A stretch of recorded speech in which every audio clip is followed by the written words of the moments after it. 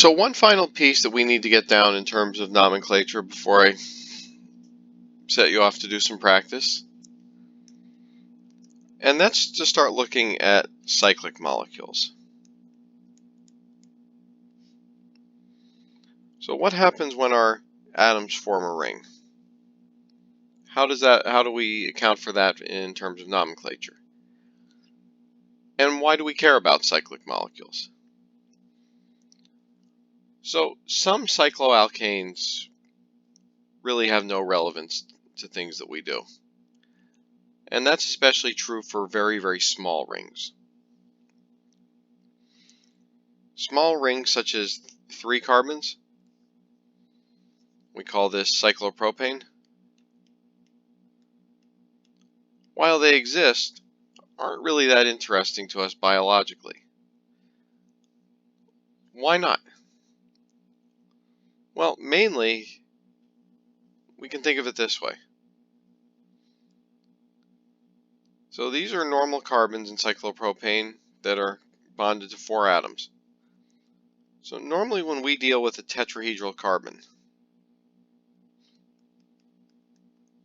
what kind of bond angle do we have for that carbon?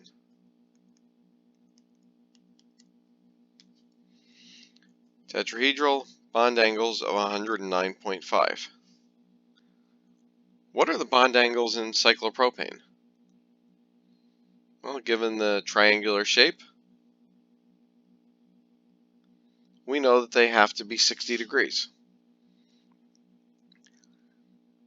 Well, that doesn't make the molecule very happy.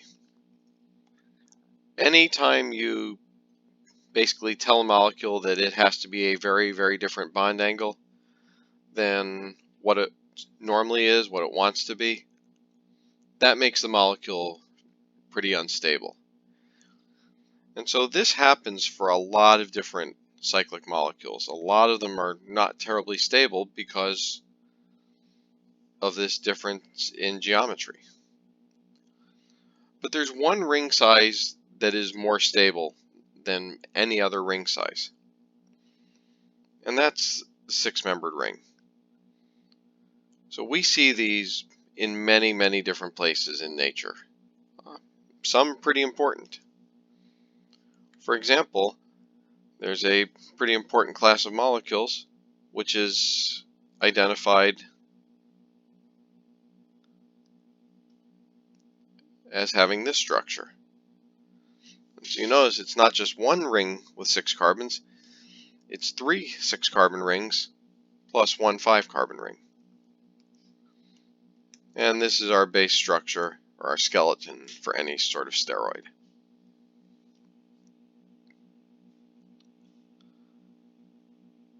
Alright, so how do we name alkanes?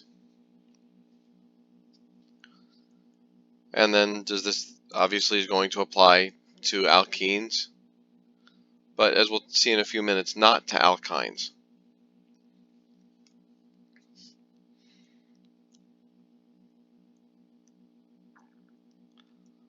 So let's say that we wanted to name this compound. 2 things we're going to have to keep track of with naming cycloalkanes. One is the parent name changes, but that's not too difficult. This is a 6-membered ring. 6 carbons would be hexane. Since they're in a ring, it's now cyclohexane.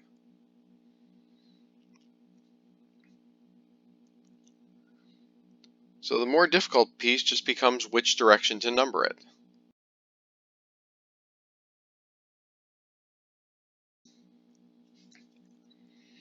And with cycloalkanes, unlike alkanes,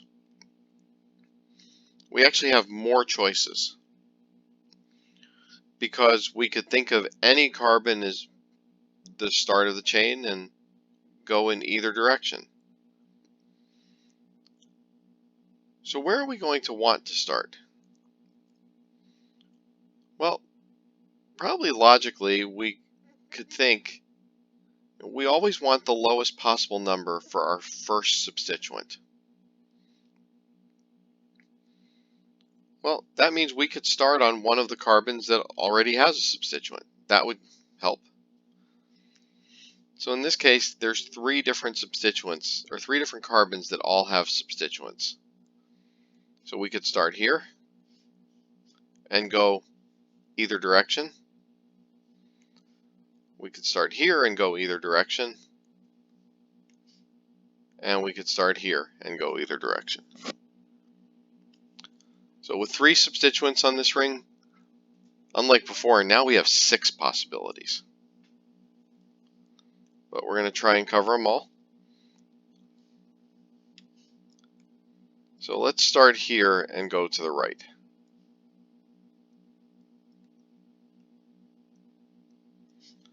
So if we do that, we get our first substituent at 1, second at 2, third at 4. We can start at that carbon and go to the left.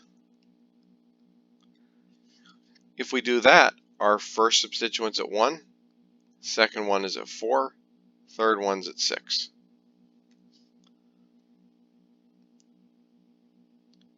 And just so that doesn't get too cluttered, I'm going to redraw it twice more. Alright, so now let's start on the carbon that was highlighted in blue. And we can go this way. We get our substituents at 1, 3, and 6.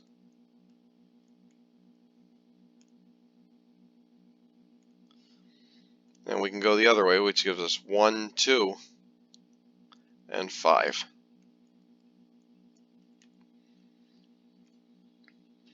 Alright, by now some of you may have already figured out the answer, but we're just going to finish it to be complete. We can start here, and that gives us 1, 4, and 5. And finally, we can go this way, and we get 1, 3, and 4.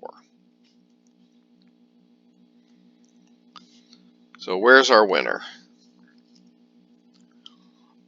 Every direction we chose gives us 1 for the first substituent.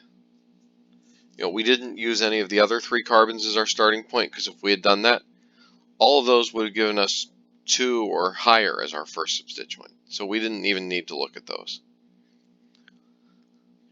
2 of our possibilities give us 2 for our second substituent. So those are the 2 we're going to look at further. Everything else has a higher number for the second substituent, so we can ignore it. And finally, these orange numbers give us a lower number for the third substituent.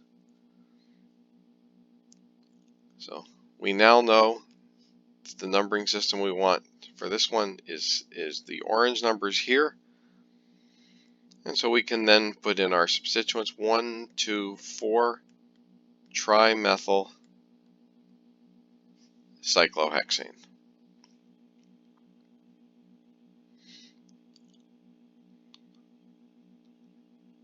What happens when you add alkenes? Well, not much changes. In fact, it gets a little bit easier because the alkene is a priority group over any of the substituents. And so here, there's only 2 options as to where you can start. You can start here, or you can start here. And you have to go through the 2 carbons of the alkene consecutively.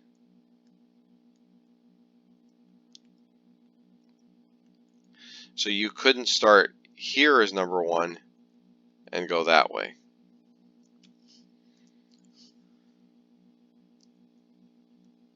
Now, both of those possibilities give us the number 1 for our alkene. So given that that's the same, now we need something to break the tie.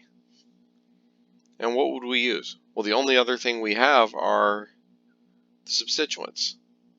So here we go with these red numbers. So this is going to be 3-methyl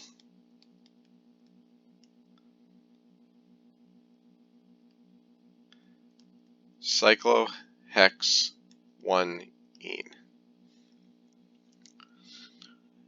do we need E and Z? Well, it turns out for most alkenes we don't. So if you look at the way I've drawn this alkene, which is Z, or we could think of it as cis, the alkene can't physically exist in the other orientation with a ring, within a ring this small. So if you tried,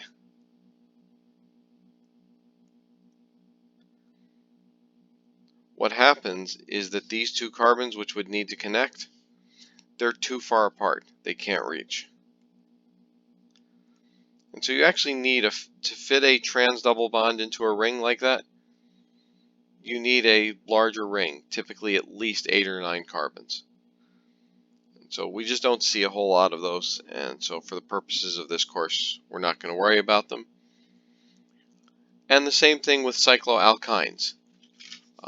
Having an alkyne within a ring requires a large ring as well, and we're just not going to do those in this course. Alright, so that brings us to the end of our introduction to nomenclature. So at this point, there are 2 in-class exercises, one on alkene nomenclature, the other on alkynes. Those are in-class exercises 7 and 8. And so at this point, you should stop here, get those out, spend some time working on them, and then after this we'll go over the solutions.